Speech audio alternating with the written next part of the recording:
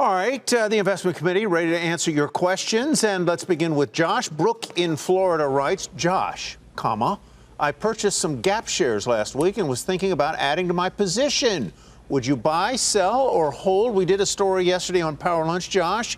Yeezy is coming in to help Gap. I know you're a big Yeezy guy.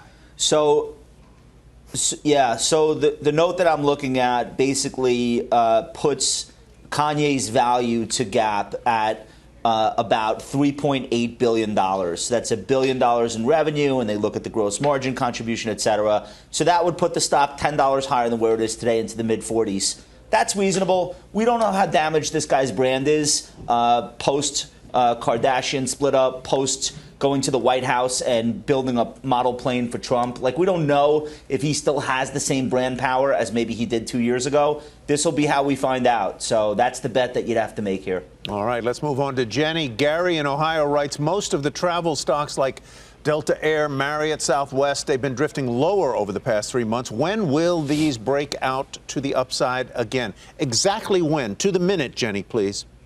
To the second. Yeah. So in exactly 47 minutes. Yeah, okay, I think you need to be really careful.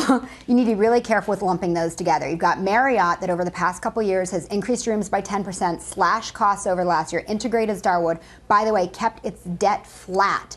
And then you've got Delta, who's increased since the pandemic, who's increased their long-term debt from $8 billion to $27 billion. So be careful with lumping those together. But I think they will break out as the second and third quarter numbers start to come in and you see how good those earnings are. In the case of Marriott, for example, we think by 2023 they could get to $10 a share, which puts them at a 14 times multiple. Right. Really cheap, really Jenny, compelling. Thank you very much. We're going to break here, but before we do that, I want to tell you about Krispy Kreme. Just started trading. And it is trading lower by about 2%. First trade 16.30. The opening price, I guess, was 17, if I'm seeing the screen right there. So right now, first trade 16.30. That is down 2%. Hold the donuts.